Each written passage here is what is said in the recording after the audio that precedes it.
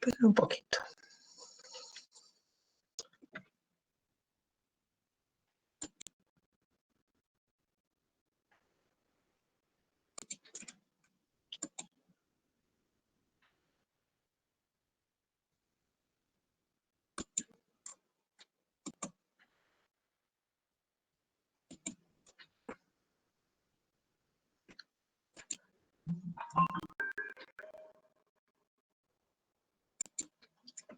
Ahí está.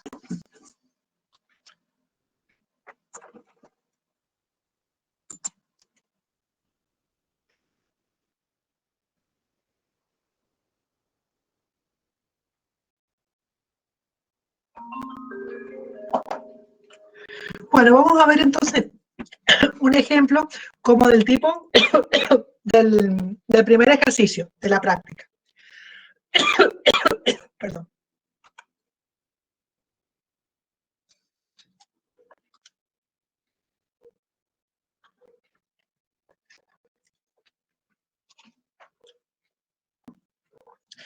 Te dice confeccionar un clasificador de patrones utilizando redes neuronales. Los valores aleatoriamente asignados inicialmente. A ver si tengo habilitado el micrófono. Así, está bien. No sabía si lo tenía habilitado. Bueno, entonces, ¿me escuchan? ¿Me escuchan, chicos? Sí, profe, se escucha. Bien, perfecto. Bien, que no, eso sí que no puedo controlar a con... Bueno, entonces vamos a ver un ejemplo de redes neuronales utilizando la red neuronal que acabamos de ver, que es Perceptron. Perceptron simple también se conoce. El ejercicio 1 de la práctica dice confeccionar un clasificador de patrones utilizando redes neuronales. Los valores aleatoriamente asignados iniciales son, bueno, y aquí, ¿qué es lo que, cuáles son los datos que ustedes reciben? Ustedes reciben los patrones iniciales, o sea, los patrones de entrenamiento. En este caso, por ejemplo, es muy chiquitito el ejemplo, reciben 3 patrones de entrenamiento, que estos serían los patrones de entrada con su correspondiente salida. Nosotros sabemos el patrón de entrada y la salida deseada de cada uno de ellos. También como dato se conoce el peso del bias, que este sería el umbral de activación, el peso de cada, o sea, el peso de cada uno de los patrones, ¿está bien? El peso de cada uno de los patrones. No, en este caso, sí, está bien, cada uno de los patrones. Este sería el bias, este sería el peso asociado a la primera componente del patrón y este sería el peso asociado a la segunda componente del patrón. Y el coeficiente de aprendizaje o factor de aprendizaje también es dato y se ha fijado un valor muy fácil para hacer cálculos manuales, valor 1. Profe, disculpe. Sí. ¿No se le ve el cursor cuando señala cuál es el bias y cuál es cada cosa? ¿No? No. Se ve a veces y después desaparece. Ah, ¿y cómo lo veo eso? O sea, ¿cómo lo controlo? Tal vez moviendo. Ni idea. Bueno, a ver, esperen, porque yo he compartido, y recién se veía cuando yo mostraba en las predicciones, porque ahora he compartido la pantalla. Creo que recién sí se veía. No me Entonces acuerdo. voy a compartir la computadora, porque puede ser que he compartido la pantalla nada más y capaz que ahí he perdido alguna propiedad. Entonces voy a dejar de compartir y voy a volver a compartir, pero compartiendo todo. A ver, tu pantalla completa.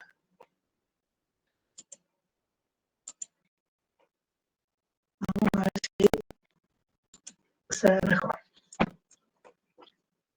Ahora sí se ve. ¿Sí? Ah, bueno, entonces eso, es porque recién compartí solamente una pantalla. Bueno, entonces, este es el bias, ¿está bien? O el tita. Este sería el peso asociado a la primera componente de la entrada, porque esto es el patrón de entrada de entrada. Este es otro patrón de entrada y este es otro patrón de entrada. Cada patrón tiene 2 componentes, ¿ven? X1 y X2, ¿está bien? Que sería este, el X1 y el X2. Y estos pesos que se dan acá son los pesos asociados a cada una de las componentes de los patrones. Y este es el peso asociado a la entrada ficticia, que es, este sería el tita. En vez de ponerle tita, le he puesto W0, que también se lo nombra así. Bueno, entonces ustedes lo que tienen que, estos son los datos que ustedes reciben. Lo primero que tienen que hacer es representar gráficamente los patrones. O sea, mediante un sistema de ejes cartesianos pueden representar estos puntos, por ejemplo, el 0, 1, ¿está bien? Perdón, 0, menos 1, el menos 1, 2 y el 1, 2. Y fíjense que para el punto 0, menos 1, la salida es 0, y para los otros dos puntos la salida es 1. Entonces ustedes tienen que buscar si existe una recta que divida o que separe los dos patrones. ¿Está bien?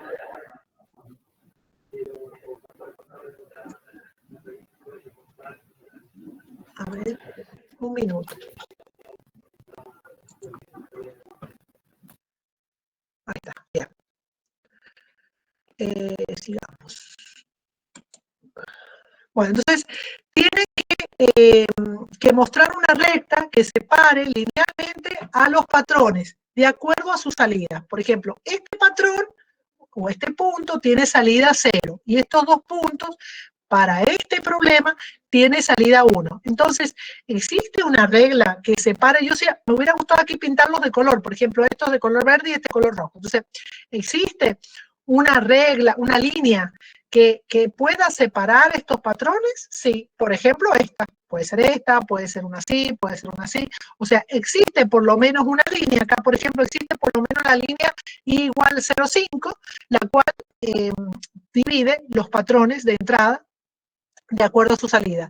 Entonces, si los patrones son linealmente separables, entonces se puede utilizar el perceptrón para dar solución a este problema. ¿Está bien? O sea, donde solo queremos entrenar una red que para puntos que, por ejemplo, estos me den esta salida.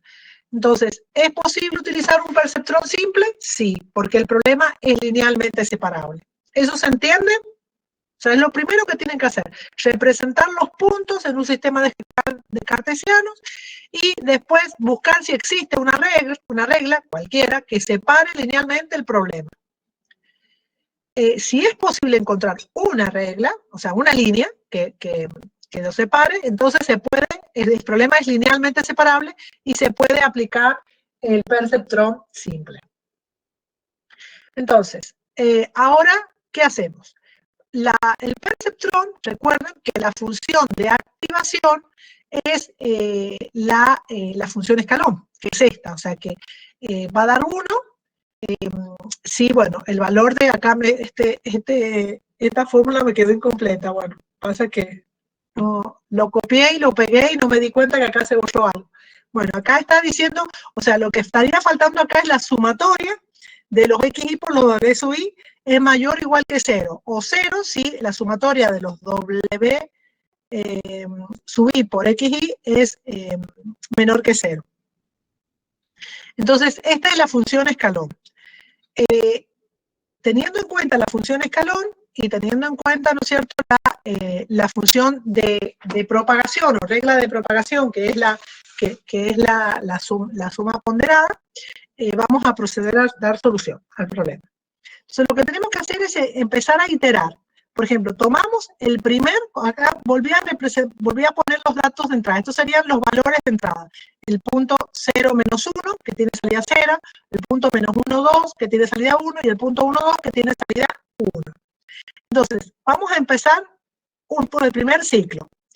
Entonces, o la primera época, también se le llama época 1, por ejemplo, que sería la pasada de todos los patrones, o sea, de este patrón y este patrón. Y después, si todavía los pesos, o sea, no se han estabilizado o el error no da 0 para todos los patrones, entonces se inicia una segunda época o un segundo ciclo y se vuelven a iterar con cada uno de los patrones. Y así hasta que en algún momento el error es 0 para todos los patrones de entrada. Y ahí se dice que la red neuronal ha aprendido. Entonces, ciclo 1, primera iteración. Entonces, estos valores son los datos, o sea, los W, que serían los pesos asociados a cada uno de las entradas, el factor de aprendizaje, y esta es la entrada ficticia, o sea, la entrada que les dije que valía 1 o menos 1, de acuerdo a la realidad. Si ustedes acá le ponen 1, un alumno, por ejemplo, usted le pone 1 y otro le pone menos 1, igual va a dar solución al problema, nada más que pueden haber más iteraciones o menos iteraciones. Poniendo x0 igual a 1 hay menos iteraciones. Bueno, entonces, se calcula la salida de la red. Bueno, la salida de la red va a ser la función de transferencia, o sea, la función de activación aplicada a la regla de propagación o a la función de propagación. La función de activación, acuérdense que es la función escalón. Y la regla de propagación es la sumatoria de los W sub I por los X. O sea que suman. O sea, X0 por W0 más X1 por W1 más X2 por W2. Y lo calculan. ¿Ven? Acá está. 1 por 1, que sería este por este, más 0 por 0,3, o sea, más 0 por menos 3, más menos 1 por menos 0,8. Esto me da 1,8. O sea, ahora a eso yo le tengo que aplicar la función de activación. La función de activación me dice que si el resultado es mayor que 0, mayor o igual que 0, da 1. O sea que esto, la salida obtenida por la red es 1. ¿Está bien? Pero ¿cuánto me debería dar? 0. Entonces hay error. Calculamos el error. Entonces, como hay error, se calcula error. Este error se calcula como el target menos el out. O sea, la salida deseada menos la salida obtenida. ¿Cuánto me da? Menos 1. Entonces, como hay error, como el error es distinto de 0, hay que actualizar los pesos, teniendo en cuenta la regla de aprendizaje del perceptron. La regla de aprendizaje del perceptron es esta, que el W en el instante t más 1 es igual al W en el instante t más alfa, que es el factor de aprendizaje, por el error, por el valor de la entrada correspondiente a ese peso. Entonces acá ponemos los 3 pesos que tenemos que actualizar. Tenemos que actualizar el W0, el W1 y el W2. Entonces ponemos los pesos iniciales. Anteriormente este valía menos 1, este valía 3, este valía 0,8. Bueno, después más el valor del factor de aprendizaje. ¿Sí? ¿Te escucho? Perdón por interrumpir. El W0 en un principio no vale 1 y abajo lo coloca como menos 1. Sí. Hay un error de ¿cómo es que se llama? ¿Cómo se llama? De sintaxis acá, sí. Recién me estoy dando cuenta. El problema es que ya entró con el valor menos 1, ¿ven? Porque después sigue con el menos 1. Bueno, en este caso, por ejemplo, si ustedes se equivocan, bueno, yo acá lo que voy a hacer, voy a poner acá el menos 1, o sea, porque acuérdense que el W0 es un valor que yo le doy como dato, ¿ven? El W0 es un valor que yo doy como dato. Entonces, ese valor como dato, bueno, para no hacer, porque ahora lo que tendría que hacer es corregir acá y corregir todo hacia abajo. Entonces, lo que voy a hacer es darle como dato que el W0 es menos 1. ¿Ven? Sí.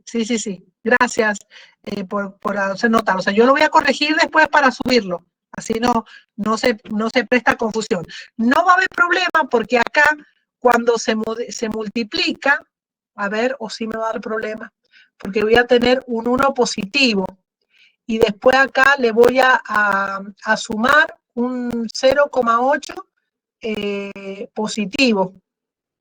No, voy a tener un negativo y un positivo. Y me va a dar menos 1, me parece. Ay, qué error. Bueno, miren, vamos a considerar como que no he cometido un error de sintaxis, porque yo lo que les quiero mostrar acá es el proceso. Yo como no tengo un pizarrón, si yo acá tuviera un pizarrón, yo lo corrijo y seguimos como si nada. Pero yo acá no lo puedo corregir y ya esto está impreso así. Así que lo que vamos a hacer es considerar que sí, que en este caso, a ver si es tomado por menos 1. O sea, lo que se debe poner acá es el valor anterior que tenía el peso. O sea, que tendría que tener el valor 1. ¿Está bien? Si se pone el valor 1 acá, ¿qué tenemos? Tenemos 1 por 1, 1 por menos 1 por 1 me da menos 1 y me da 0. ¿Está bien? Me da 0. O sea que en realidad está bien. Acá está equivocado el menos 1, pero el resultado está correcto. ¿Se ve? Porque si no tendríamos, tendría menos 1 acá. A ver si se entiende. Tenemos acá el menos más 0. Ah, no, tenemos 0. 0. 0 por esto me da 0. Sí. Bueno. Eso me pasa por tomar, ¿sabes lo que pasa? Que he tomado un ejercicio hecho por ustedes, que me lo han enviado, y yo, bueno, lo miré rápidamente y dije, bueno, está bien, listo, lo mando, o sea, no me he puesto a resolverlo yo, porque generalmente lo que yo hacía es llevar un ejercicio y hacerlo en el pizarrón, y yo ponía los datos y comenzaba a resolverlo sin mirar después la resolución, pero ahora he puesto uno resuelto y hace que sí, hay un error acá de tal vez tengamos que hacer más iteraciones para llegar para converger al resultado. Pero lo mismo, el proceso es el mismo, chicos. O sea, lo que tienen que hacer es actualizar los pesos. O sea, ponemos los 3 pesos, ponemos el valor inicial de los pesos, ponemos el coeficiente de aprendizaje, ponemos el error que hemos obtenido y ponemos la entrada. En este caso, capaz que nos convenga, ya estoy viendo acá, para corregir este error, tal vez nos convenga que la entrada sea menos 1 y no 1. ¿Ven? Si la entrada, esta que fijamos como 1, la entrada ficticia, que la fijamos como 1, la fijamos en menos 1, tal vez ahí nos daría esta. Tal vez ahí nos daría, porque ahí se corregiría con esto, ¿ven? Acá tendría el menos 1 y el 1, entonces daría negativo, y entonces con esto me daría 1,8. ¿Está bien? Porque esto me da positivo, y acá me daría menos, me daría positivo, y esto me daría 1,8. O sea, tal vez la entrada convendría que fuera 1. Pero bueno, no nos detengamos en ese detalle, porque en realidad el objetivo de este ejercicio es que ustedes vean el proceso. Después ustedes lo resuelven a cada uno de sus problemas siguiendo esta estrategia, esta técnica, y bueno, y cada uno va a tener su solución, ya sea en la tercera, en la cuarta, en la quinta iteración. Acá, por ejemplo, planteado de esta manera, con muy pocas iteraciones, fíjense, con 2 ciclos nada más, ya llego a la solución. Pero probablemente por este error no sería así, capaz que tengo que hacer 5 ciclos. Entonces, no puedo corregirlo porque no tengo el pizarrón, y bueno, y por otro lado, o sea, no se justifica ahora, porque lo que yo quiero es que ustedes vean el proceso. Entonces, fíjense, hay error, entonces debo actualizar los pesos. Actualizamos los pesos teniendo en cuenta la regla de aprendizaje. Estos son los pesos que se obtienen. Una vez que obtenemos esos pesos, ahora procedemos a la segunda iteración, pero con el segundo patrón. O sea que ahora vamos a tomar no el P1, sino el P sub 2, ¿está bien? El segundo patrón, el menos 1, 2, y con la salida 1. Y otra vez aplicamos la red, o sea, ejecutamos la red con estos patrones. O sea, empezamos a multiplicar el valor de la entrada por el valor del peso, después el valor de la otra entrada, que es menos 1, por su peso, más el valor de la otra entrada por el peso que habíamos obtenido, y nos da este valor, nos da menos 2,6. Según la función de activación, si nos daba menor que 0, el y daba 0. Entonces vemos que si comparamos el valor obtenido por la red y el valor que debía darnos la red, es no es el mismo. O sea, porque nos tendría que haber dado 1 y nos da 0.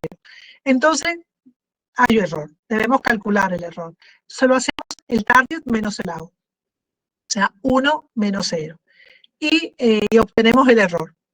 Nuevamente, como hay error, hay que actualizar los pesos. Nuevamente ponemos los pesos, ponemos el valor de los pesos anteriores, ponemos el factor de aprendizaje, ponemos ¿cómo se llama? El error que ha habido, y ponemos el valor de las entradas que tenemos para este patrón. Y estos serían los nuevos pesos obtenidos. con esos nuevos pesos obtenidos, repetimos el proceso. O sea, nuevamente calculamos el Y como el F de la suma neta, o sea, de la multiplicación de las entradas por los pesos actualizados. Bueno, en este caso nos da este valor aplicando la función de transferencia. Dice que si la sumatoria me da mayor que 0, es 1. Entonces el resultado me da 1 y me tendría que haber dado 1. O sea que en este caso no hay error. ¿Está bien? Si no hay error, no se actualizan los pesos. Fíjense que ya pasaron los 3 patrones. Entonces terminó un ciclo. ¿Está bien? Una época. Y procedemos a hacer el segundo ciclo. El segundo ciclo, otra vez, volvemos a iterar para los 3 patrones. Tomamos el primer patrón y tomamos los valores que teníamos de los pesos anteriores. Y como les digo, corrigiendo ese error que tiene este ejercicio, tal vez esto sería diferente, pero el proceso es el mismo el que tienen que hacer. Bueno, calculamos el valor de Y, aplicando, ¿no es cierto?, la función de activación a la función de transferencia. Y me da menos 1,2, que según aplicado a la función escalón, esto me daría 0. Como nos tendría que dar 0, porque acá dice que para el primer patrón la salida es 0, entonces no hay error, ¿está bien? No hay que actualizar los pesos. Bueno, ahora iteramos con el siguiente patrón. Fíjense que acá habíamos obtenido que cuando utilizamos el tercer patrón, no nos dio error. En esta parte, o sea, para el tercer patrón no nos dio error, porque nos tenía que dar 1, ¿está bien? Después, para el primer patrón, cuando iniciamos la segunda época o el segundo ciclo, empezamos con el primer patrón, no nos dio error. Y ahora, iteramos para el segundo patrón y tampoco nos da error. Entonces ya hemos iterado con los 3 patrones y el error ha sido 0. Entonces, cuando el error es 0, para todos los patrones del grupo de entrenamiento, o cuando los pesos se han estabilizado, o cuando el error es menor que una cota mínima, estoy dando la respuesta para cada situación. Entonces, o después de haberse hecho una cierta cantidad de iteraciones, bueno, se detiene el aprendizaje. En este caso, se cumple que el error es 0 para todos los patrones. Entonces, por lo tanto, se considera que la red ha aprendido correctamente. Después de actualizar 2 veces los pesos. Bueno, entonces, se coloca acá los valores obtenidos, o sea, en cada una de las iteraciones, y, o sea, de las actualizaciones de los pesos, y lo que se pide ahora es que se construya el vector el vector que va a indicar, el vector de pesos, que va a indicar la frontera de decisión. O sea, ese vector de peso se lo construye con los patrones, no con el W0, sino con el W1 y el W2. O sea, con estos 2 valores obtenidos finalmente, el 2 y el 2,2. O sea, grafican ese vector en un sistema de ejes cartesianos y bueno, y después la frontera de decisión va a ser una recta perpendicular a ese vector. Entonces, esta recta es la que divide los puntos que verifican esta condición de los puntos de esta condición.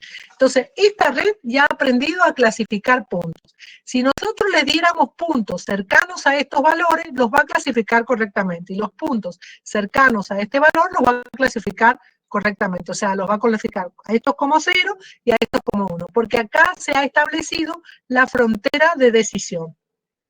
¿Bien? Así se resuelve el primer ejercicio de la práctica. ¿Está bien? ¿Alguna duda, chicos?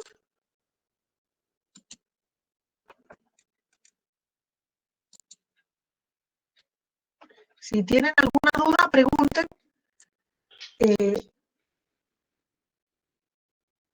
Si no, continúo.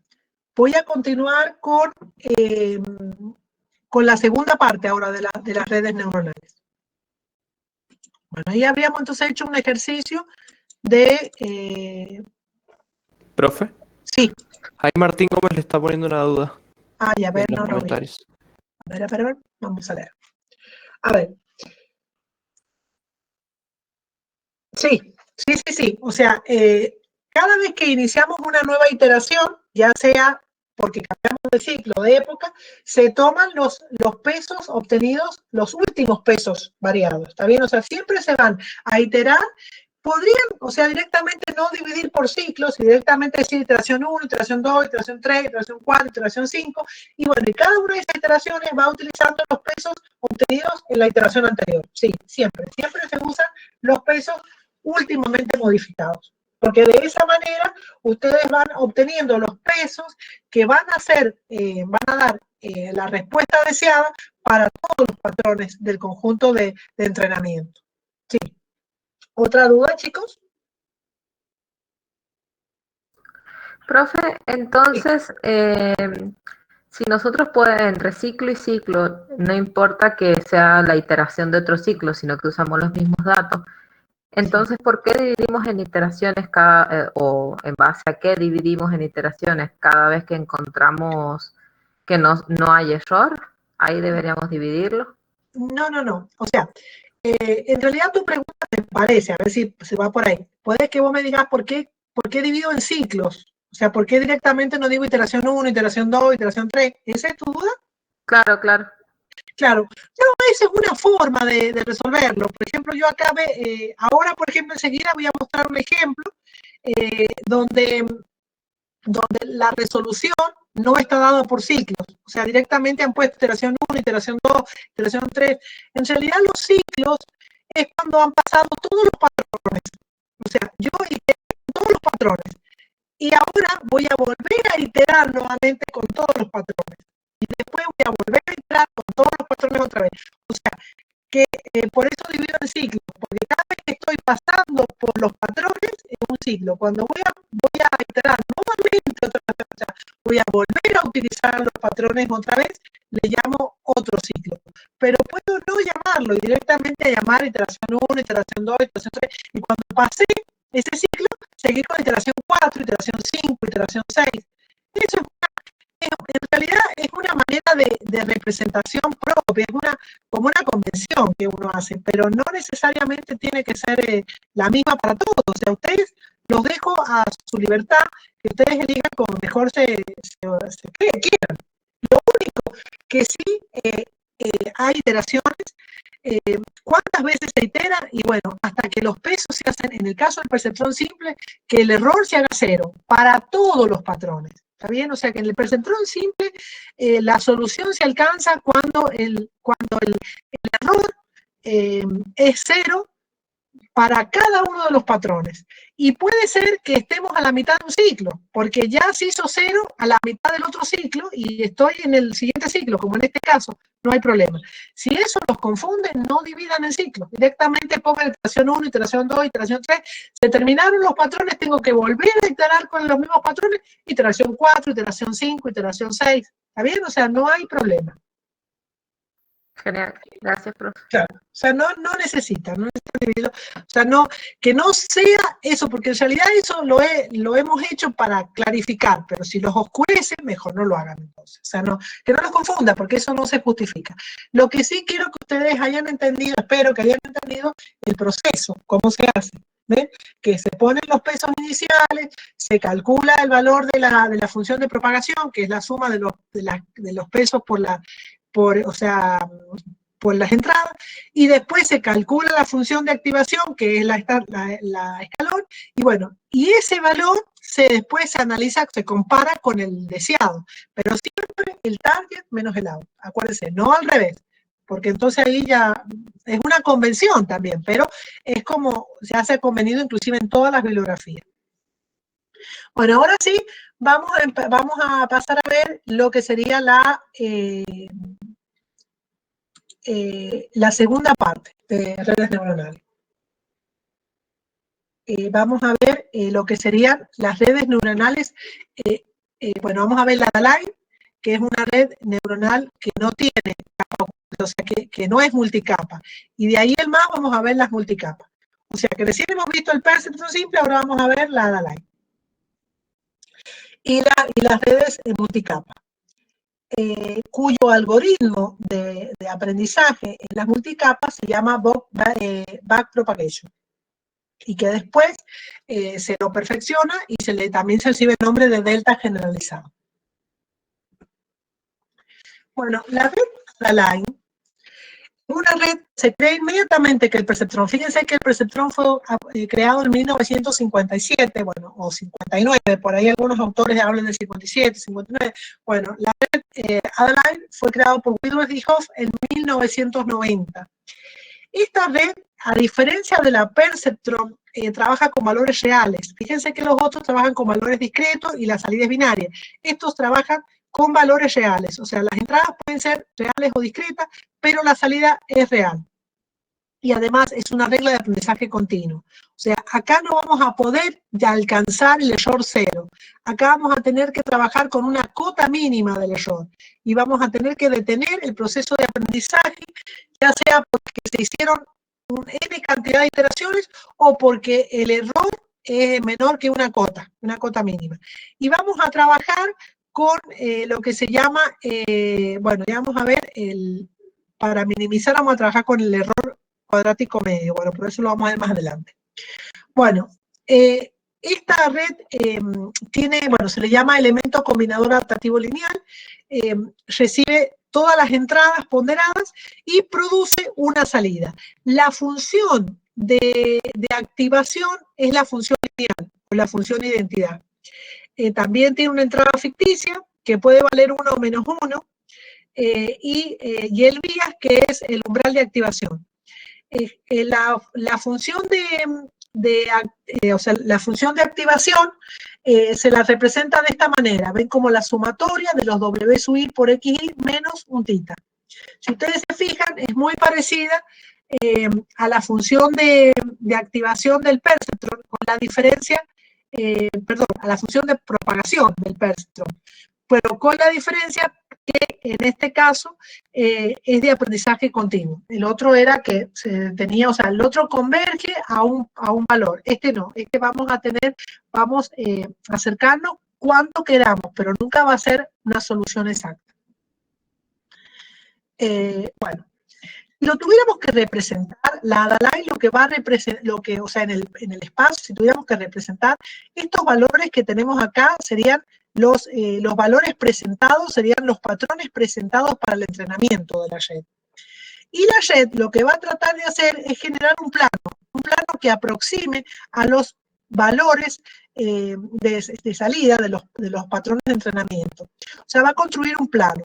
Por lo tanto, como ven, ese plano se va a acercar lo bastante, pero no a todos. Por eso es que siempre va a haber un error. O sea, será imposible conseguir una salida exacta porque ahí es una función lineal. Pero lo que se va a hacer es minimizar el error cometido por todos esos patrones de entrenamiento.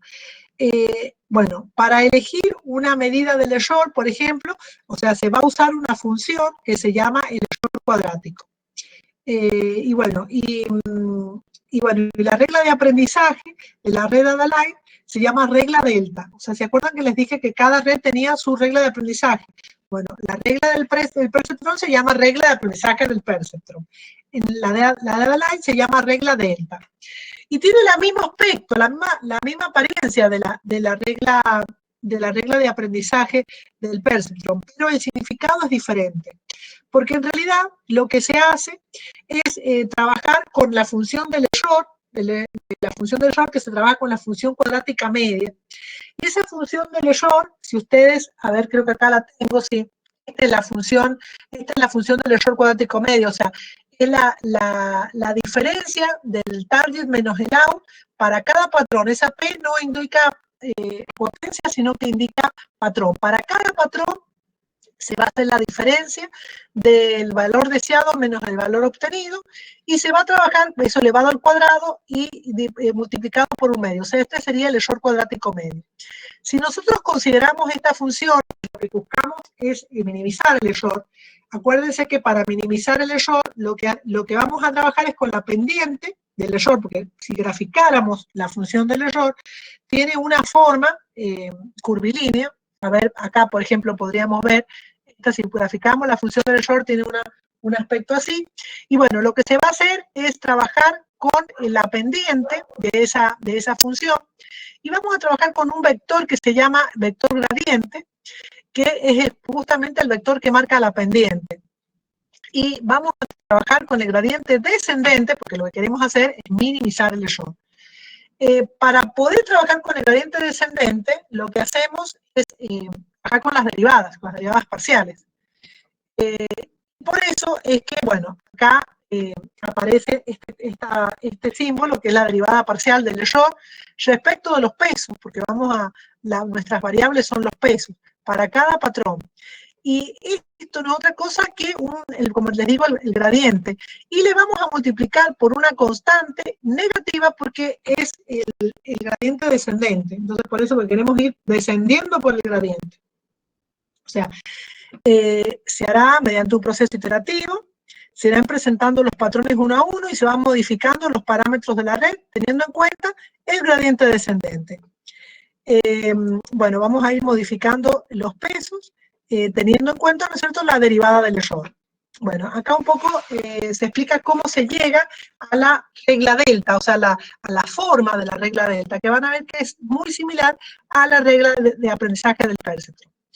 Como tenemos que calcular el vector gradiente para el gradiente descendente, entonces lo que tenemos que hacer es calcular la derivada de la función error. Entonces se trabaja con las derivadas del vector de la función error, y recuerden que por la regla, como es una función de otra función, se tiene que trabajar con la regla de la cadena. Entonces va a ser la derivada de la función respecto de y por la derivada de y respecto de W sub J. Sería, ¿no es cierto?, estamos parados en una neurona. En una entrada J, en X sub y J con el J W sub J. Y estamos considerando un patrón específico. Entonces, derivar esta función no es otra cosa que derivar esta función.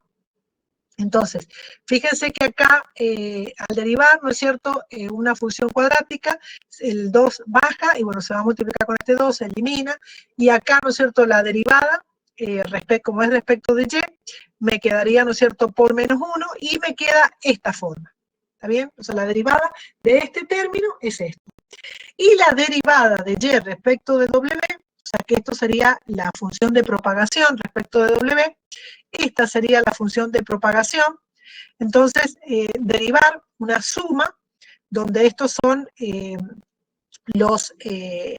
¿cómo que se llama? Los pesos. Acuérdense que los pesos son las variables. O sea que en este caso, si consideramos el peso W sub J, la derivada de este término, no va a ser otra cosa que IJ. Entonces, la derivada de esto en el peso respecto del peso J no es otra cosa que IJ. Entonces nos queda que esta sería la forma de la regla de aprendizaje.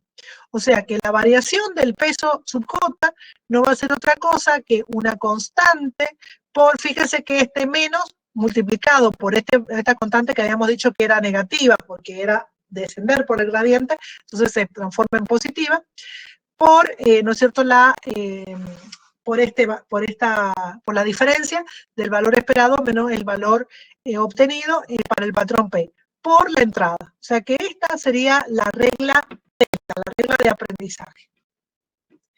Bueno, aquí tenemos otra vez cómo sería el error, la fórmula del error, ves que se le llama LMS, que es el error cuadrático medio. Y un poco acá con este gráfico explico cómo se realiza el proceso de aprendizaje de una red data line. Es igual que en el otro, o sea, se le presentan las entradas, cada una de las entradas, se ejecuta la red, se obtiene la salida. Como conocemos la salida deseada, entonces se compara la salida deseada con la salida obtenida, el target menos el out, y bueno, y en base a eso, si hay diferencia, entonces se actualizan los pesos. Chicos, recuerden, si alguien me quiere hacer una pregunta por diálogo, me van a tener que alguien avisar, porque como se me tapa todo, no sé si tengo alguna pregunta, a ver, que me hayan hecho alguna pregunta. No, por ahora no tengo ninguna, por eso le aviso. Bien, avísenme porque, como les digo, tengo una segunda máquina para ver si realmente estoy transmitiendo, pero la tengo lejos, entonces no puedo acceder al diálogo. Bueno, entonces, Si hay una diferencia entre el valor obtenido y el valor deseado, siempre target menos out, se ajustan los pesos. O sea, y esto es un proceso iterativo, ingresa un nuevo patrón y se realiza el mismo proceso. Ahora, ese ajuste de los pesos se hace teniendo en cuenta el error cuadrático medio. Y teniendo en cuenta el error cuadrático medio, lo que se hace es minimizar el error. Para minimizar el error se trabaja con el vector gradiente, con el gradiente descendente, y bueno, y eso hace que lleguemos a esta regla de aprendizaje del perceptron, perdón, del line, que se llama regla delta. Bueno, acá, como esto lo he sacado de otro sitio, por eso la constante cambió, pero esta constante no es otra cosa que la constante de aprendizaje, ¿está bien? Y acá es un más, lo que pasa es que acá hace reflejar que es el valor de la constante negativo porque es el gradiente descendente.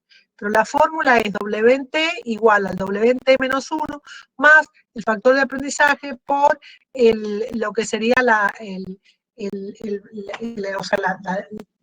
variación o la diferencia entre el valor deseado y el valor esperado. El valor esperado menos el valor obtenido.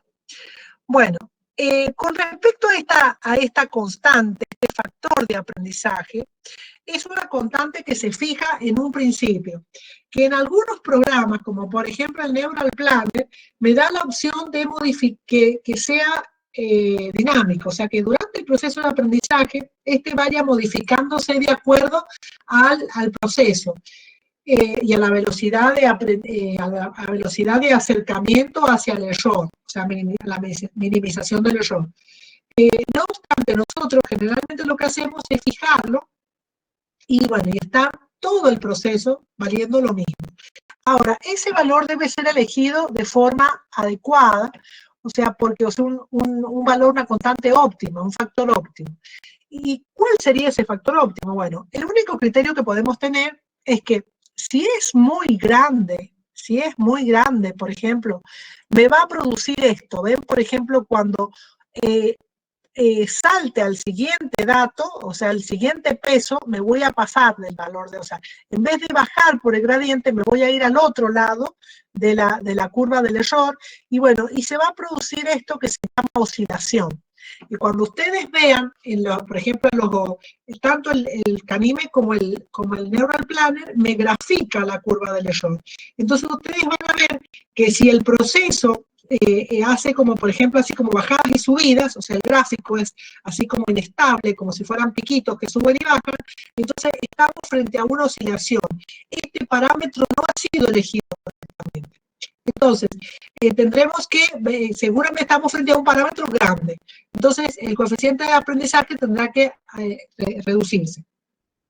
Si lo elegimos muy pequeño, pasa lo que se ve acá, o sea, el proceso de aprendizaje es muy lento, va muy despacito, como dice, lento pero seguro, pero lento, ¿ven? Entonces, en ese caso, lo que va a suceder es que ustedes se van a sentar y van a demorarse muchísimo en aprender, o sea, el proceso va a estar muchísimo tiempo, entonces, pero van a obtener probablemente una buena solución. Lo ideal es que ustedes prueben, cuando ustedes ven que el proceso tarda mucho o se producen oscilaciones, es que modifiquen el valor de la constante de aprendizaje, el coeficiente de aprendizaje, y bueno, hasta obtener un óptimo. El óptimo sería un valor que nos lleve hacia un mínimo de la curva del error.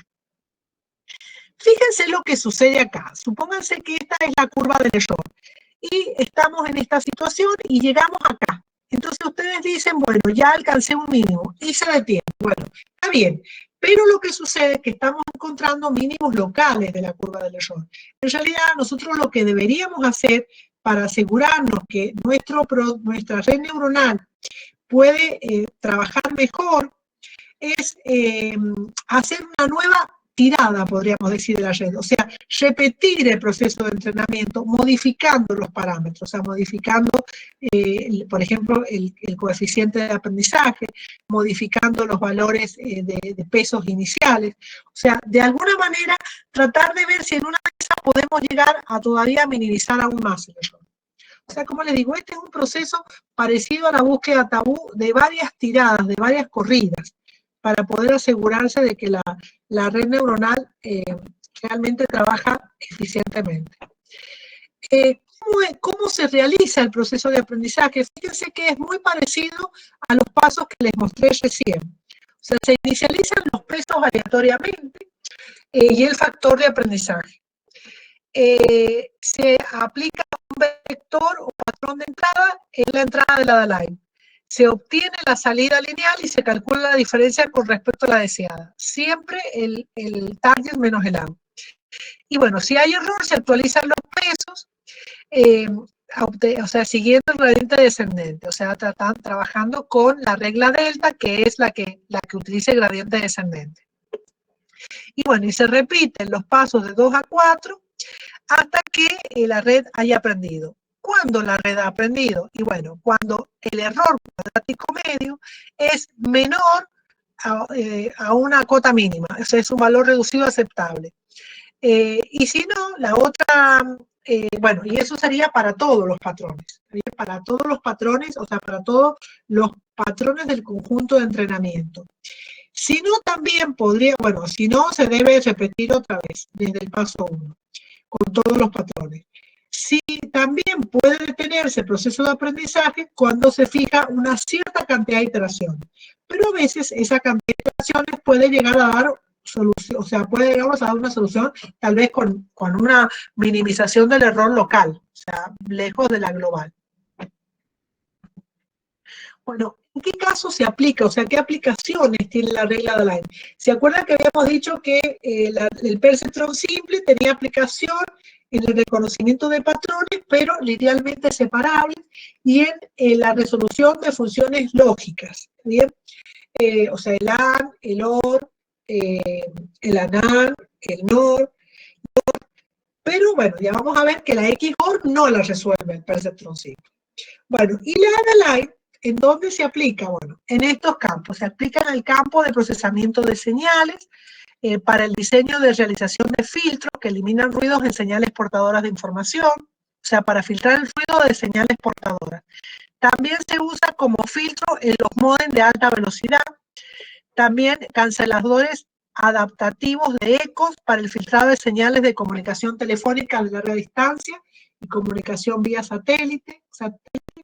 También se usa, por ejemplo, en las señales de los electrocardiogramas que se hacen, por ejemplo, al feto, en el vientre materno, para filtrar las señales, o sea, del corazón de la madre. O sea, justamente la ecografía lo que hace es utilizar una red neuronal para filtrar justamente y poder solamente dejar pasar la señal del feto, del latido del corazón del feto. También, por otro lado, también se suelen utilizar para predecir el futuro de una señal a partir de un valor actual. O sea, que también se usa para predicción. Bueno, hasta acá hemos visto las redes, ¿cómo se llama la red AdaLine? Bueno, ahora, antes de entrar a las multicapas, les voy a mostrar un ejemplo, porque ustedes tienen un ejercicio en la práctica que deben resolver un ejercicio con la red AdaLine.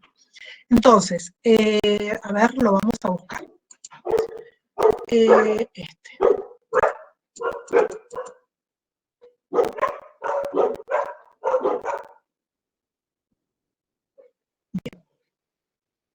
Entonces, a ver, no sé si lo llegan a ver, no sé si tal vez los números son muy chiquititos. Puedo llegar tal vez a facilitarme con la lupa, ¿ven? Así puedo mostrarle más en detalles.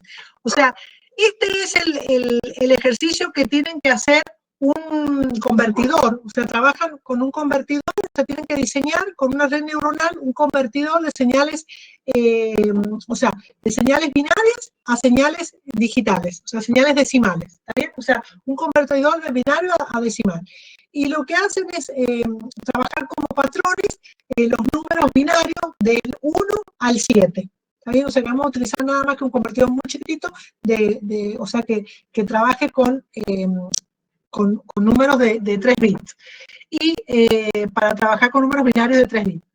Y bueno, y lo que se hace, bueno, estos serían los valores de entrada, que son los números, el 1, el 2 hasta el 7 en binario. Y bueno, la salida deseada sería que nos diera esto, la red neuronal. O sea, que este me dijera que es el 1, que este es el 2, que este es el 3, el 4, el 5, el 6 y el 7. Bueno, como dato, se les da los pesos, se les da el peso de cada uno de estos de estas entradas, W1, el W2 y el W3.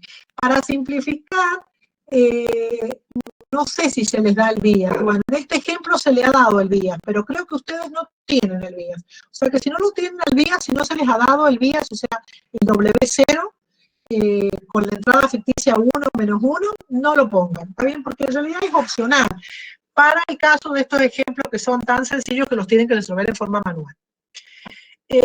Bueno, en este caso, por ejemplo, bueno, eso también el ejercicio anterior, chicos, que yo les mostré que teníamos problemas con el BIAS, creo que ustedes lo tienen en la práctica sin el BIAS, o sea, no tienen el W0, por lo tanto no lo usen. O sea, yo creo que en ese ejemplo que yo les mostré se ha generado un problema por utilizar el W0, pero igual se puede utilizar y funciona perfectamente. Es más, como les digo, este ejemplo utiliza el BIAS. Pero en la realidad los software que vamos a usar lo ponen. O sea, todas las neuronas tienen la entrada ficticia y su correspondiente peso asociado a esa entrada ficticia que se le llama umbral de activación o BIAS. Bueno, acá tenemos, entonces estos son los pesos asociados a cada una de sus entradas, los pesos iniciales. Estos son fijados aleatoriamente, se los damos nosotros como dato. Bueno, bueno, no sé qué letra es esta, pero en realidad lo que acá estamos poniendo es el factor de aprendizaje. O sea, el alfa, que nosotros le llamamos alfa, bueno, es el 0,5. Bueno, ¿qué otra cosa más? La cota de error, o sea, nosotros vamos a iterar en este aprendizaje, en el aprendizaje de esta red neuronal, teniendo en cuenta ya sea una cantidad n de iteraciones o una cota de error. Bueno, en este caso pueden trabajar con cota de error o con cota del error cuadrático medio. O sea, por ejemplo, en este ejercicio se ha trabajado con el error cuadrático medio menor que 0,0001. O sea que nos vamos a detener cuando el error cuadrático medio sea menor que ese valor. Bueno, acá tenemos las fórmulas que se van a utilizar. Esta es la función de transferencia, que es la función lineal. Y bueno, y aquí tenemos, ¿no es cierto?, la regla de aprendizaje, la regla delta, que bueno, acá se ha puesto de dónde sale, se ha puesto el error cuadrático medio, y bueno, ahí se ha escrito cómo se llega, bueno, que componer esto es suficiente, chicos, acá han puesto más detalle. Bueno, ¿cómo van a hacer este ejercicio? Este ejercicio ustedes lo tienen que resolver utilizando una planilla de cálculo, simplemente. Pueden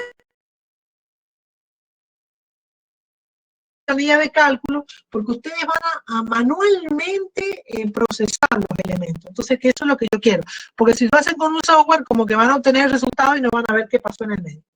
Entonces, fíjense, van a poner acá, en este ejercicio, fíjense, no se han puesto los ciclos 1, ciclos 2, porque esta, que sería la pasada de todos los números, bueno, este sería, bueno, y acá se ha puesto, es decir, de todos los números, hasta el 7, este sería un ciclo. ¿Ven? Este sería otro ciclo, este sería otro ciclo, pero acá directamente se han puesto iteraciones. ¿Ven? Iteración 1, 2, 3, 4 y después sigue. O sea que no se han separado por ciclo. Como les digo, eso es opcional si lo quieren separar por ciclo o no. Bueno, se ponen las entradas, se ponen acá los pesos iniciales de las entradas, ven que son estos datos que se han puesto acá. Bueno, después se calcula el valor de salida de la red, que esto, fíjense, acá yo les voy a mostrar a dónde está, esperen, ¿dónde está la fórmula? Ah, no, perdón, esta es la salida esperada. Esta es la salida que debe, o sea, es el target. 1, 2, 3, 4. Pero fíjense que acá lo pueden ver, ¿ven? no es otra cosa que la multiplicación, fíjense, de este valor por este valor, más este valor, por este valor más por este valor. ¿Ven? O sea, es la sumatoria de cada uno de los valores por sus pesos, o sea, de las entradas por sus pesos. Este sería. O sea, cada una de estas son la sumatoria de los W sub I por los X sub I. Después se calcula el error. El error, fíjense que lo que se hace es restar el target menos el out. ¿Está bien? Se resta esta celda menos esta celda. Bueno.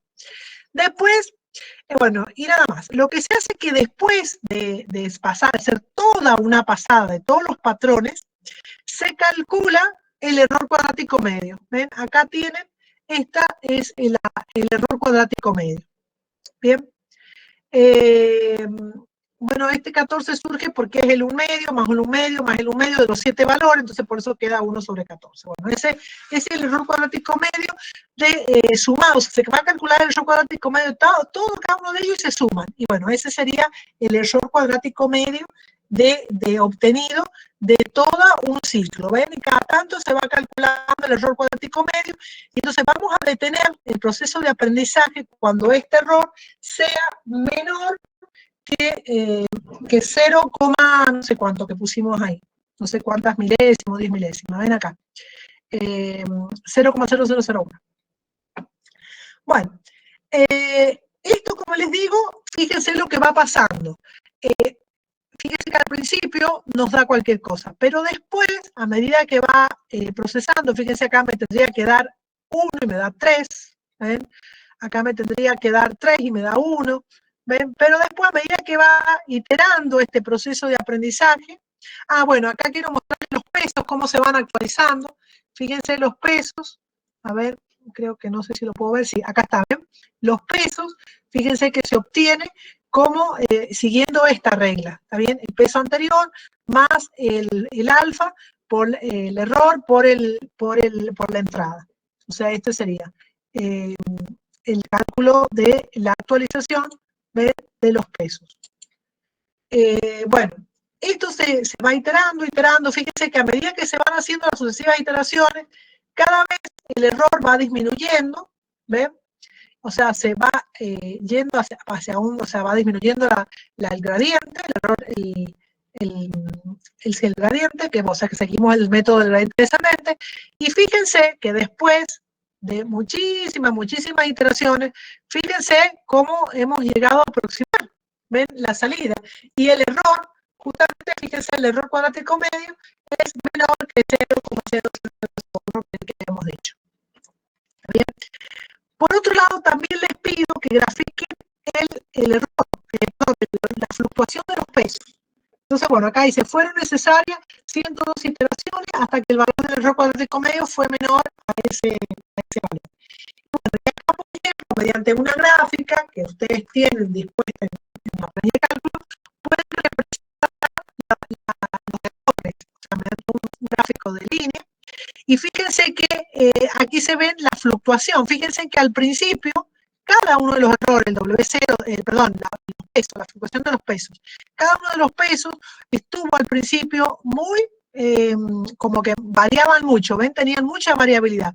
Pero a medida que fueron iterando, o sea, ejecutándose el proceso de aprendizaje, y las sucesivas iteraciones, los pesos se comienzan a tener menor variación.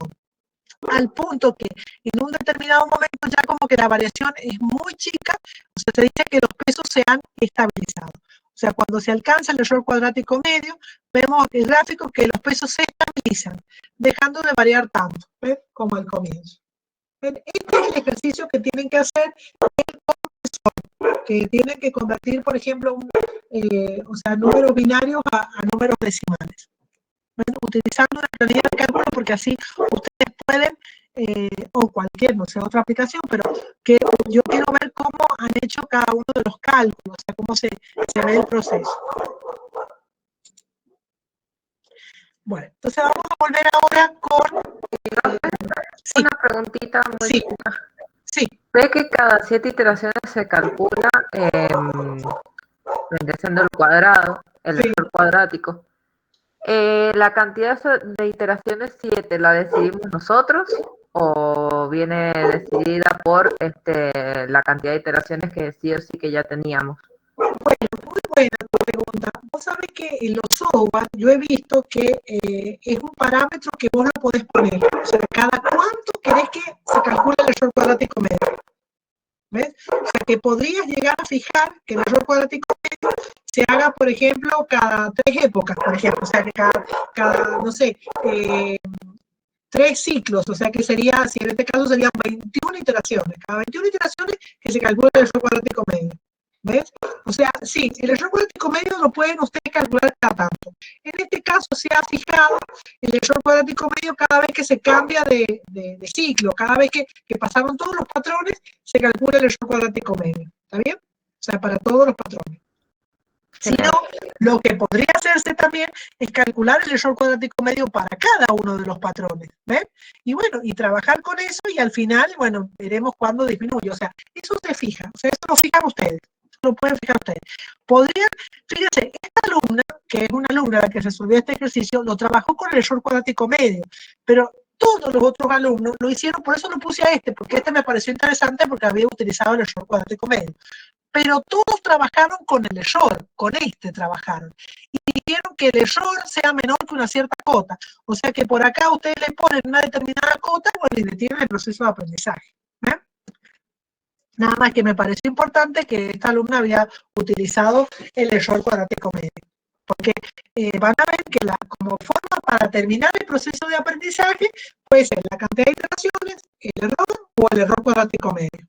¿Está bien? O sea, cualquiera de esas 3 opciones se puede elegir. Bueno, ahora vamos a continuar con las redes multicapas. Las redes multicapas son aquellas redes que tienen por lo menos una capa oculta. O sea, hasta ahora hemos visto solamente redes monocapa, que no tienen capa oculta. Es más, nosotros en realidad hemos visto redes de una sola neurona de salida, nada más, una sola neurona. Una neurona perceptron o una neurona ADALAL. Pero cualquier red que tenga solamente capa de entrada y capa de salida es monocapa. Y toda red que tenga por lo menos una capa intermedia es multicapa.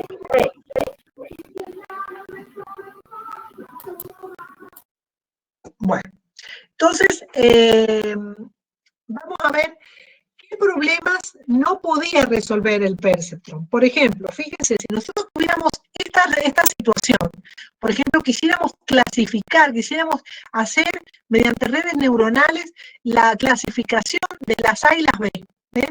Vemos que no existe una línea que me pueda separar las A de las B. Entonces, como el problema no es linealmente separable, el perceptron simple no puede dar solución. ¿Está bien? Y bueno, en eso se apoyaron Minsky y Paper para decir que el perceptron era inservible, porque en realidad el XOR tiene esa característica. No puedo separar con una sola línea los unos de los ceros. Entonces, el XOR no se puede resolver con un perceptron simple, tiene que utilizarse un perceptron multicapa, o sea, una red multicapa.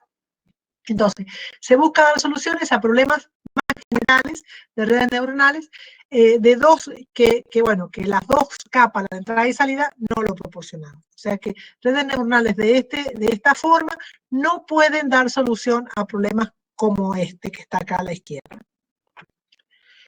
O por ejemplo, supónganse que acá quisiéramos encontrar una red que me clasifique las A, las B, las C y las D.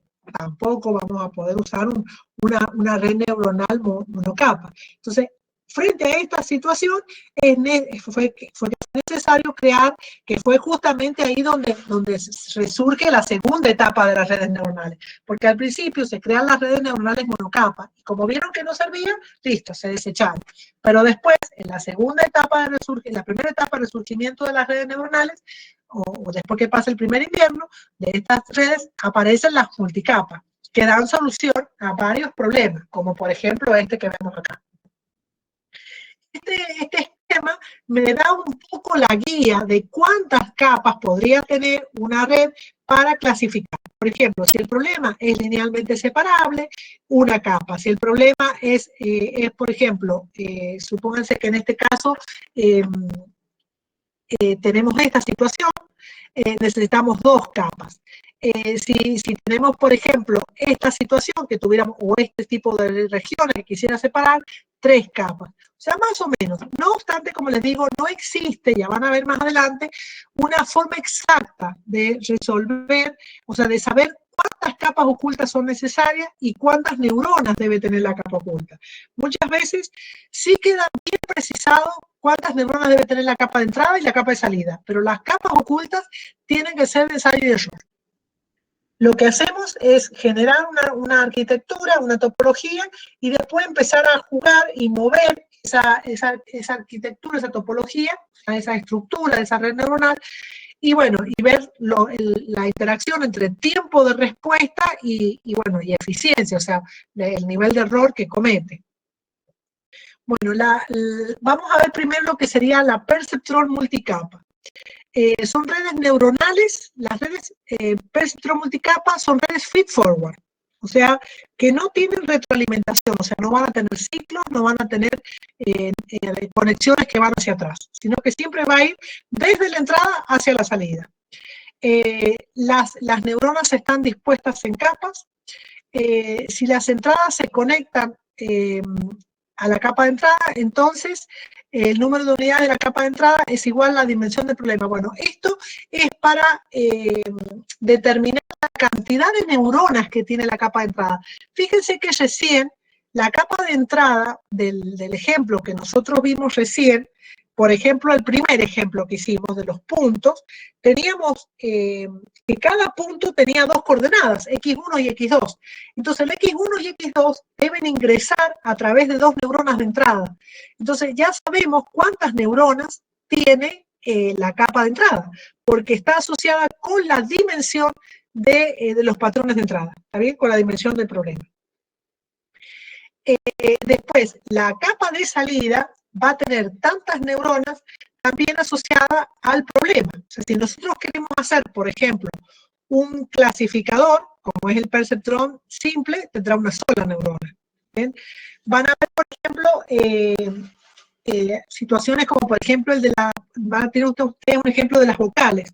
Bueno, en ese caso podrían llegar a poner una sola neurona y que devuelva un 1, un 2, un 3, un 4, un 5, o un A, E, I, O, U, o pueden tener 5 neuronas de salida, porque en realidad una neurona me va a decir si es A, otra neurona me va a decir si es E, otra neurona I, otra O, otra U. O sea, las salidas, en la capa de salida, el número de unidades de la capa de salida es igual al número de clases del problema. O sea, cuántos tipos de clases tiene el problema, que está dado en el patrón de salida.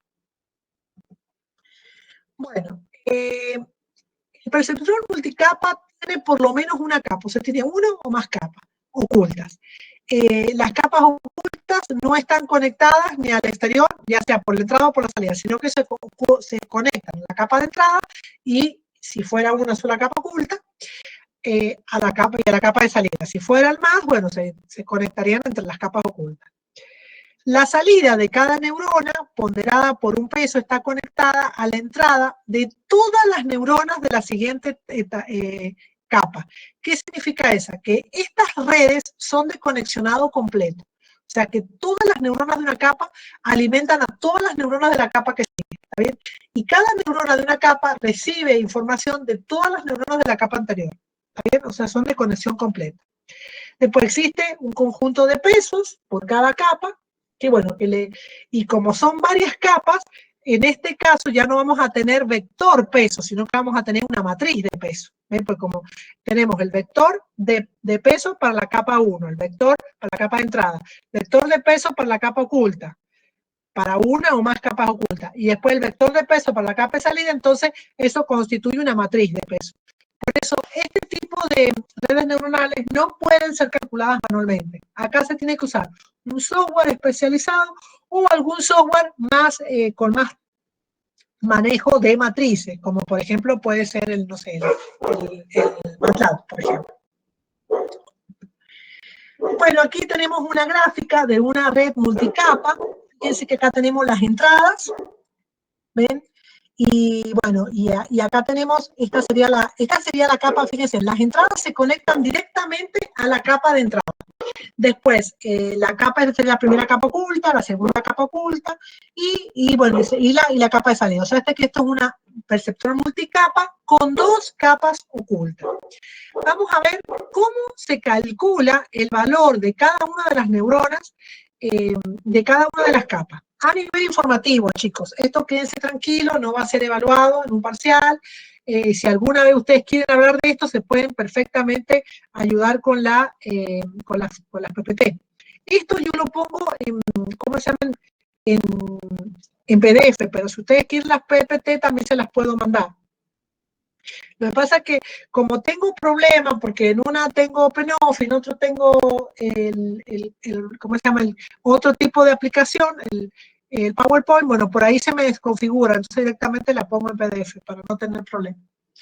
Bueno, entonces fíjense, otra cosa, en la PSP se usaba la función de activación escalón y en la Lagrange se usaba la función de activación lineal.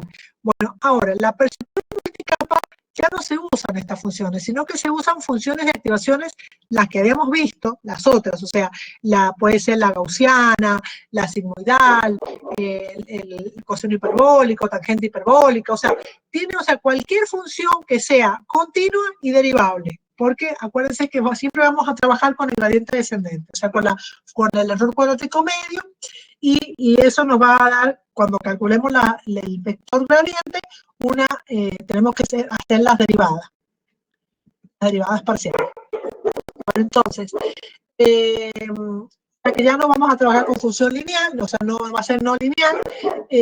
Bueno, esa función, como les dije, debe ser función continua y diferenciable o derivable. Una de las que es muy usada es esta, la tangente hiperbólica. Pero o sea, nosotros no vemos cuál usan. Es más, tendríamos tal vez sí, probablemente, si vemos en detalle, cuando ustedes utilicen las redes neuronales en los distintos software especializados, se puede ver seguramente la función de activación que usa. Pero bueno, eso es transparente para nosotros. Simplemente sabemos que usa una función de este tipo. Bueno, Burgos hizo una primera invención del algoritmo de aprendizaje de backpropagation, pero en realidad Rummenham, Hilton y Williams fueron los que formalizaron el método de aprendizaje de las redes multicapa, que se conoce como backpropagation o propagación hacia atrás. Este método está basado en el mismo concepto del método de la regla delta de aprendizaje que habíamos visto anteriormente, pero generalizado, o sea, utiliza una generalización de la regla delta. Porque en realidad el otro lo hacíamos para una sola capa, que era la capa de salida. Bueno, ahora esto se va a hacer para todas las capas, o sea, teniendo en cuenta las distintas capas ocultas.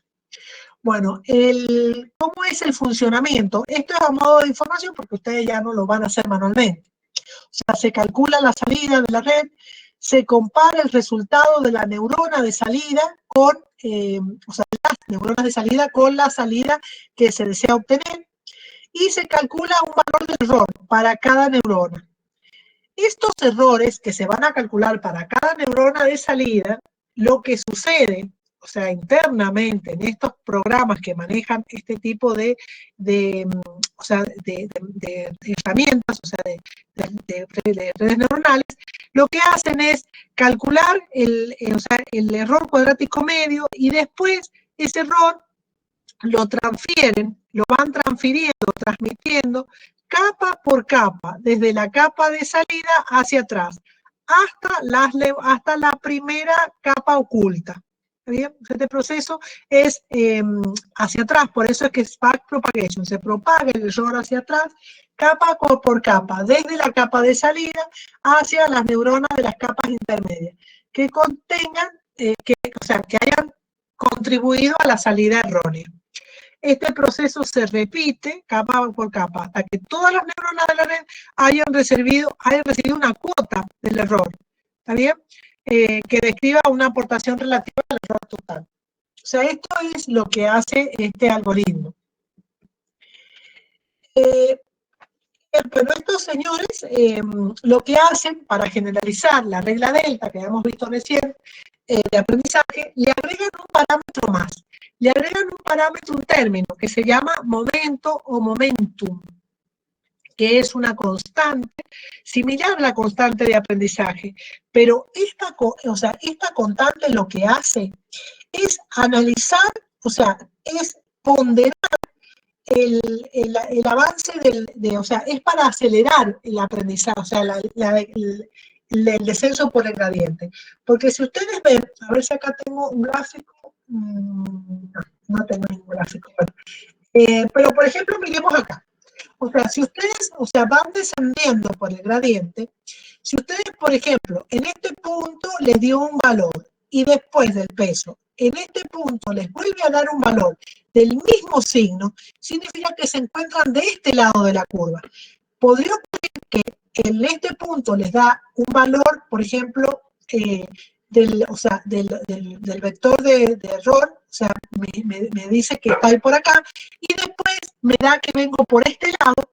Entonces, en este caso de los pesos, me da que el peso está de este lado o el peso cambia de signo, significa que me pasé al otro lado de la curva del error. Entonces, en este caso, significa que está ocurriendo lo que no quería, que yo les decía, que era la oscilación.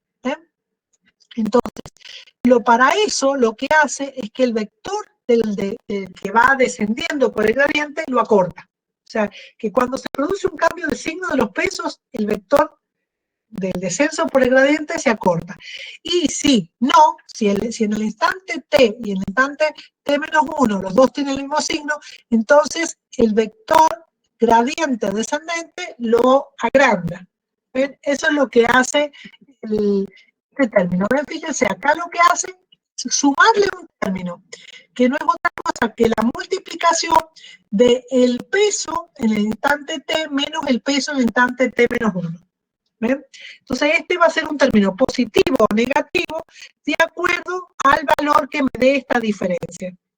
Entonces esto va a hacer que el peso crezca o disminuye. Entonces eso nos va a hacer que el gradiente descendente descienda más rápido o más lento. Entonces dice, alfa es una constante que determina el efecto de cambio de los pesos en el instante t y el t más menos 1. Se consigue la convergencia de la red, el menor número de iteraciones, utilizando la regla delta generalizada. Bueno, por ejemplo, algunos grupos, en años anteriores, el conversor que vimos recién, en vez de utilizar la regla delta, utilizaron la regla delta generalizada. Y me mostraron una comparación. Pero bueno, en realidad fue porque yo les pedí. O sea, un ejemplo donde hicieran el conversor con regla delta y con regla delta generalizada, bueno, y vieran la velocidad de convergencia. En un parcial se les puede pedir eso, chicos. O sea, les puede pedir que un grupo, por ejemplo, un tema, resuelva con regla delta y el otro con delta generalizada. Entonces, después, bueno, acá no sé, porque ahora en forma virtual no, pero lo hacíamos cuando era en forma, ¿cómo se llama? No virtual, que era, o sea, presencial. Bueno, se les dejaba unos 5 minutos para que ellos intercambiaran información, a ver cómo les había ido con el generalizado y cómo les había con el delta, bueno, y después tenían que elaborar una conclusión. Porque en realidad pedirle a una sola persona que resuelva por las dos formas, por los dos métodos de aprendizaje, por el aprendizaje, en un parcial es muy lento. Bueno, seguimos. Bueno, el procedimiento de aprendizaje. Antes de comenzar el proceso de aprendizaje, se deben fijar los parámetros. ¿Qué se debe fijar? Se debe fijar la estructura de la red. O sea, se debe hacer la topología de la red. El número de capas, el número de neuronas por capa. O sea, si por ejemplo, cuántas neuronas tiene la capa de entrada, sabemos. Cuántas neuronas tiene la capa de salida, sabemos. Y la mayoría de los problemas funcionan muy bien con una sola capa oculta. ¿Está bien? Y generalmente la cantidad de neuronas que tiene esa capa oculta está asociada con las líneas que son necesarias para clasificar los patrones que queremos clasificar, o sea, valga la redundancia, que queremos agrupar o diferenciar. Entonces, supóngase, si son necesarias 4 líneas, entonces la capa oculta tiene 4 neuronas. Si son necesarias 3 neuronas. Pero como les digo, la mayoría de las veces eso es prueba y error. Lo que sí es claro que a veces si ponemos menos neuronas, la red neuronal no trabaja bien. O sea, no puede generalizar. Bueno, también se debe fijar la función de activación y fijar el coeficiente de aprendizaje. Bueno, en los software que nosotros utilizamos, estos parámetros ya los fija él. Lo único que nos pide es que determinemos cuántas capas ocultas queremos, nada más. Pero la cantidad de neuronas por capa o la cantidad o la función de activación o el alfa lo propone. Después ustedes lo pueden fijar. Eso sería, por ejemplo, en el Canime. En el Neural Planner, sí, tienen que poner las neuronas de la capa oculta. O sea, tienen que ustedes establecer las neuronas. Por el coeficiente de aprendizaje. El coeficiente de aprendizaje, como les dije, tiene que ser un valor que no sea muy pequeño, porque va muy despacito en el aprendizaje, en el descenso por el gradiente, y no puede ser muy grande porque va a producir esto, o sea, va a producir oscilación, o sea, y no vamos a poder acceder a los mínimos de la función del error. Bueno, ¿cómo es el procedimiento de aprendizaje? Bueno, similar al anterior. Es un procedimiento iterativo con los siguientes pasos. Se inicializan los pesos de la red con valores pequeños y aleatorios, se presenta un patrón de entrada y se especifica la salida deseada que debe generar. Se calcula la salida de la neurona desde la primera capa oculta hasta, o sea, que tenemos que procesar por todas las capas, hasta la capa de salida. Se calcula el error de la capa de salida a partir de la diferencia entre la salida deseada de la red y la salida obtenida. Después se calcula la corrección del error desde la capa, o sea, con el error cuadrático medio, desde la capa de salida hasta la primera capa oculta. O sea que se va propagando el error hacia atrás desde la capa de salida hasta la primera capa oculta. Y este proceso se continúa hasta que los pesos se estabilizan o hasta que el error sea menor que un valor, una cota mínima, o hasta que también un número, después de un cierto número de iteraciones. Bueno, acá justamente viene, dice criterio de parada. ¿Cuándo se detiene el proceso ¿cómo se llama? De aprendizaje? Bueno, lo puse muy grande, que el criterio de parada generalmente es la estabilización de los pesos. ¿Está bien? O sea, ese es un criterio de parada válido. Pero también se pueden usar otros, como por ejemplo, suma de los errores cuadráticos menor de un umbral, o error cuadrático medio menor que un umbral, o número máximo de iteraciones. O sea, todas esas son posibles condiciones de parada, siendo esta la preferente, la que se elige preferentemente. Vilma, ¿ese umbral con qué criterio hay algún criterio para establecerlo? ¿O cómo? No, el umbral de activación, ¿decís? Sí, para ir comparando, digamos. Claro, el umbral, no, la cota mínima, vos decís. Porque dice el error cuadrático, está bien, menor que un cierto umbral, está bien. Ese umbral no es el umbral de activación, ojo. Yo pasa que esto yo lo he sacado de otro lado, por eso me ha utilizado, pero ese umbral no tiene nada que ver con el umbral de activación que hemos visto cuando se define la estructura de la red y se agrega la entrada ficticia y el tita. O sea, este no es el tita. Este umbral es la cota mínima. Es la cota mínima que uno elige, que generalmente en los enunciados se les da. Se les dice que el error sea menor que 5 centésimas, claro, exactamente, que 5 milésimas, que 1 milésimo, que 1 centésimo, ¿entienden? O sea, no, eso es dato o ustedes lo eligen a esa cota. Generalmente uno lo hace con un cierto nivel que no sea muy para no tener tanto tiempo de espera. Pero bueno, de acuerdo a la calidad de generalización que quiere de la red, que logre la red. Bueno, y acá para terminar, les muestro un ejemplito gráfico. ¿Me escucha, Vilma? Sí, escucho. Perdón, es que se me cortó internet totalmente justo cuando le pregunté y no sé si Ah, qué está bien. respondió. Te respondo de nuevo. Te respondo de nuevo. Sí, Ese umbral se refiere a la cota mínima. Nada tiene que ver con el tita, con el umbral de activación que habíamos visto al principio. ¿Está bien? Ese umbral yo lo tacharía y pondría cota mínima. ¿Está bien? Para que no se confunda con lo otro. Lo que pasa es que tengo una filmina ok, copiada. ¿Está bien? bien. Este umbral es cota mínima, menor que una cota mínima.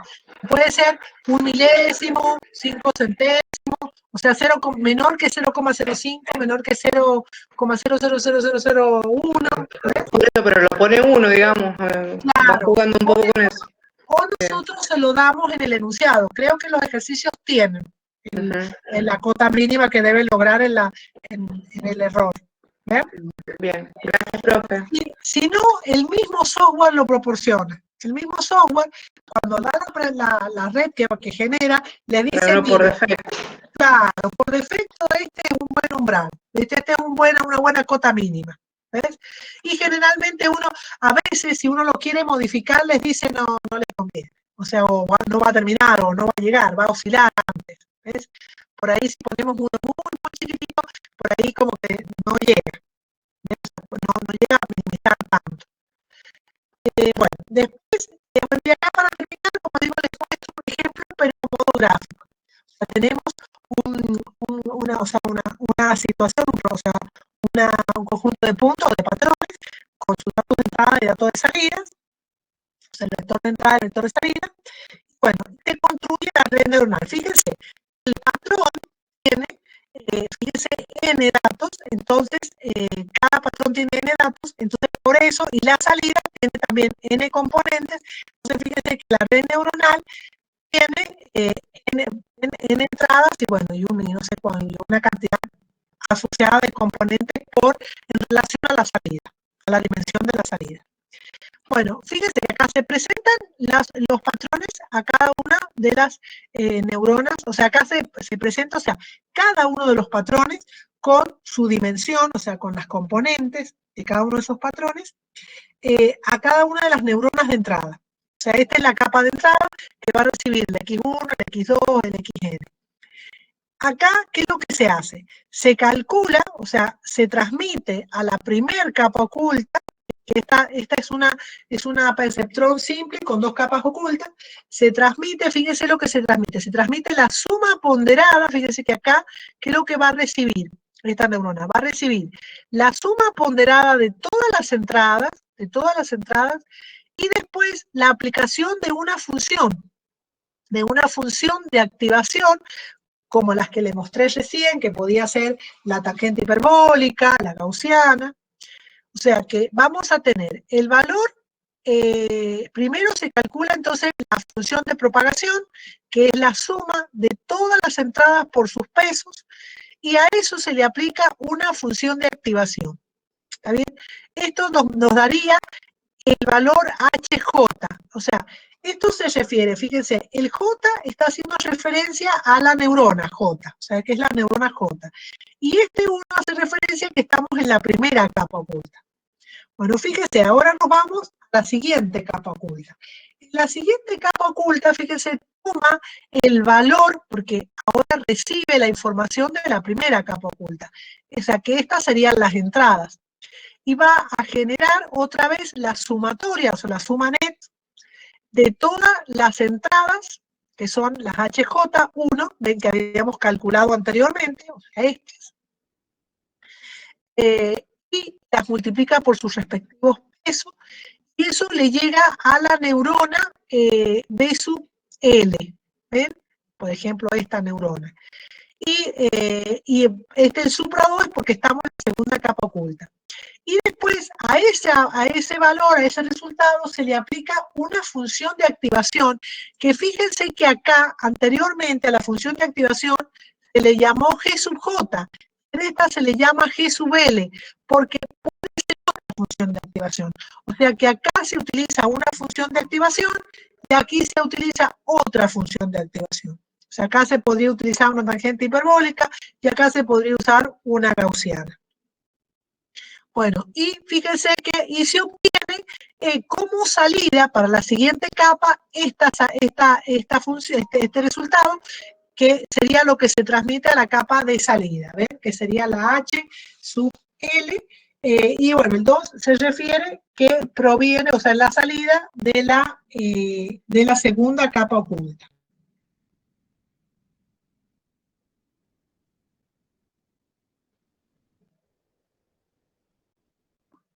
Bien. Después, bueno, acá seguimos y llegamos al resultado. Fíjense, en esta, ¿qué es lo que hace esta capa? Fíjense, recibe las entradas de la capa anterior, de la segunda capa oculta, y hace las sumas ponderadas con los pesos. Por acá también vamos a tener cada entrada con su respectivo peso.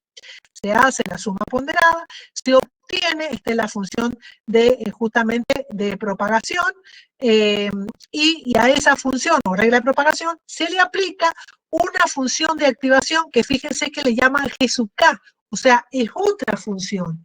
Fíjense que es una función que no tiene, o sea, no tiene por qué ser la misma función que se aplicó acá o la función que se aplicó acá. Es otra función que tiene que tener la característica de ser continua y de diferenciable o derivable.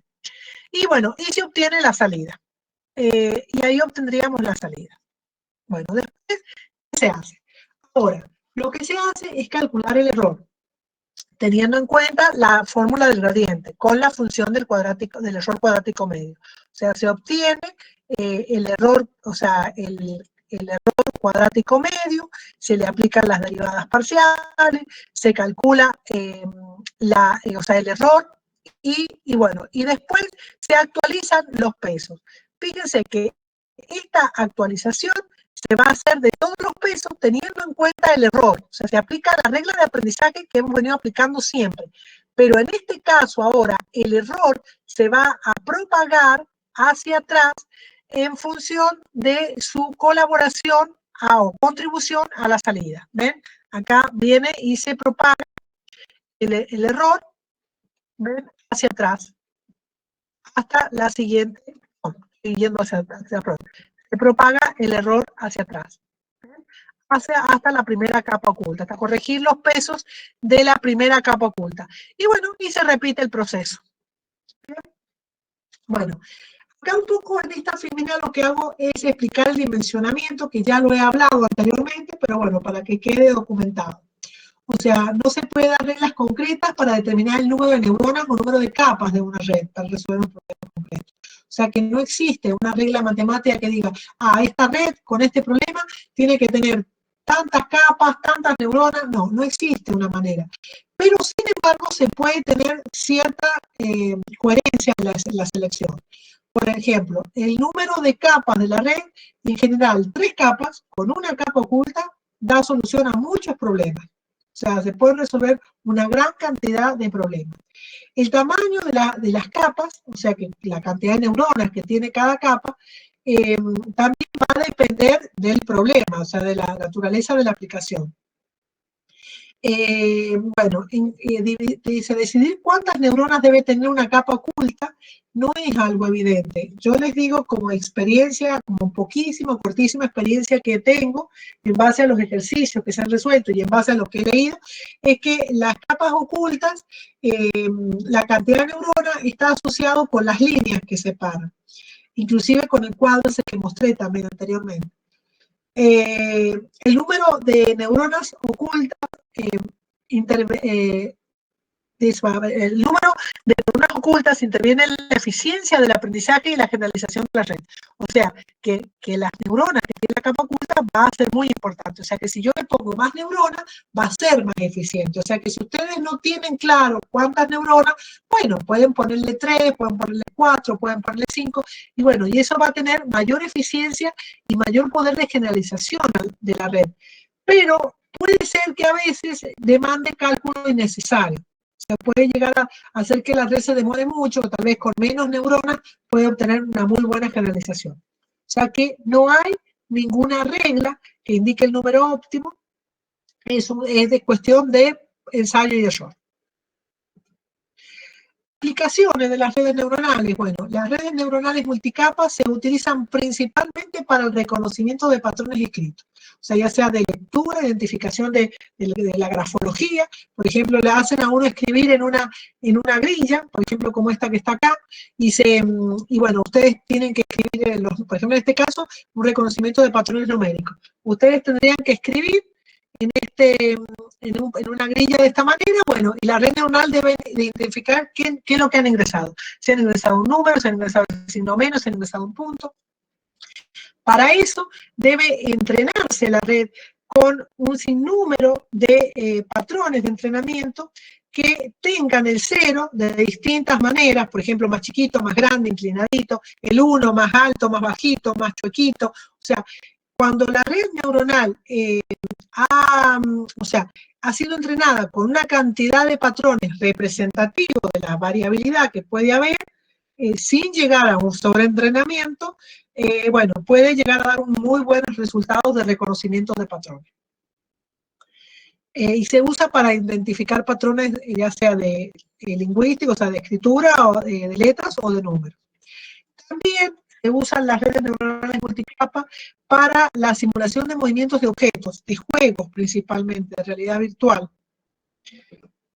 Y la niña bonita es el reconocimiento de imágenes. Las redes neuronales actualmente se están usando para reconocimiento de imágenes. Por ejemplo, identificar esto es un perro, esto es un gato, esto es una casa, esto es un árbol. Para eso se usan lo que serían las redes convolucionales. O sea, que no son redes que tienen un gran número de capas ocultas. Estas redes lo que hacen es alimentando con un conjunto de entrenamientos por ejemplo, de fotografías, pueden llegar a después generalizar de qué se trata. Se trata, por ejemplo, de un perro, de un gato, o en este caso, por ejemplo, este sería el caso de identificar a una persona. Bueno, en general, se están aplicando en distintas clases de problemas. Por ejemplo, codificación de información, traducción del texto del lenguaje hablado, o sea, la identificación del lenguaje hablado. Fíjense que uno puede hablarle a un aparatito, no sé cómo es que se llama, ALSA, creo que se llama un aparatito que le identifica lo que uno le dice, lo que uno le pide. Bueno, eso trabaja con redes neuronales multicapas de este tipo. Bueno, traducción, reconocimiento traducción del texto o lenguaje hablado, reconocimiento del lenguaje hablado, reconocimiento óptico de caracteres, predicción de desastres climáticos. O sea, ustedes pueden, mediante tipo de estas redes, pueden ir alimentando con distintas situaciones, de distintas, por ejemplo, parámetros, valores de los parámetros climáticos, podría llegar a predecir si se puede llegar a suceder otro desastre con similares características. Bueno, y principalmente producción del rumbo financiero de las empresas. Bueno, y aquí terminamos, chicos. Miren, les podría presentar un ejemplo, Neural Planner, que sería de red de este tipo de redes, pero lo dejamos para mañana porque yo creo que ya nos faltó el último recreo. Así que yo les diría que terminemos acá y bueno,